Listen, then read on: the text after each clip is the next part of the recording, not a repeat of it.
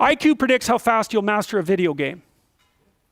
So then, and it does. So then let's say we're going to train the hell out of you on a video game so you get super good at it. And then you'll get like Tetris. You know, does everyone know what Tetris is? Okay, well Tetris is really an IQ test for all intents and purposes. It's a spatial rotation test. So you can get really good at Tetris, right? And you think, hey, my IQ's increasing. It's like, well, here's the problem. Let's say I produce a variant of Tetris that requires the idea is basically the same, but it requires different operations. Being good at Tetris won't help you be good at that test. You don't get crossover.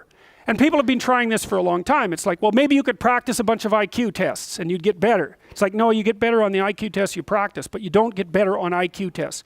And you see, even fluid, you can't move it. And there are people who come up with claims all the time, like the lumosity people.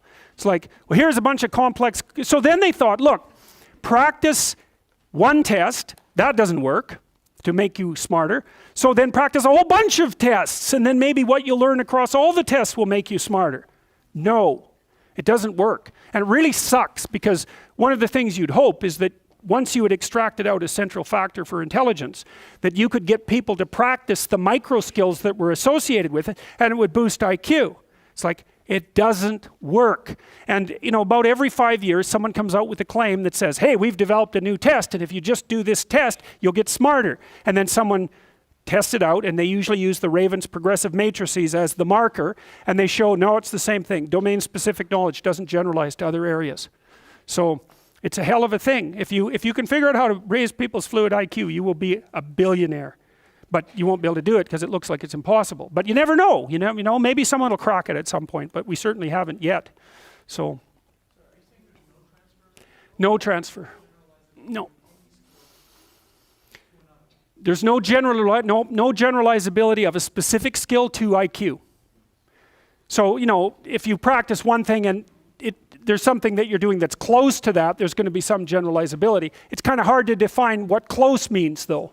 In case of a Tetris example, let's say you change one factor, you add something new.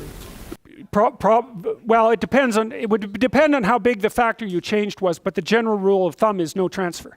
Yes? My impression is that, like, the generalized the person with the higher IQ would just be able to pick up on the whatever factor you change and thus learn. Oh yeah, the higher IQ. Oh yeah, the higher IQ person will learn the new thing faster, pretty much no matter what it is. Yes, yes. But even so, then you might think, well, what if you practice learning a bunch of new things fast? Would that make you faster at learning new things? And the answer is A, people are doing that all the time, so you're probably maxed out on that to some degree. And B, no, it won't. So, and believe me, people have tried this for a long time. So, and for good reason. And we haven't got anywhere. Yes?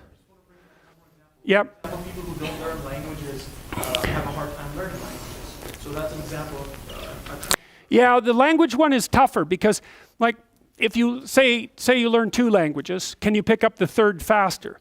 And, well, the answer is, it depends on how linguistically close the new language is to the 2 that you've already learned. And then if you learn 30, you can probably learn a new one in like 2 days. Because once you've learned 30, you've covered the domain of languages. So the language issue is a little bit more complex because languages have a fair bit of commonality in their underlying structure.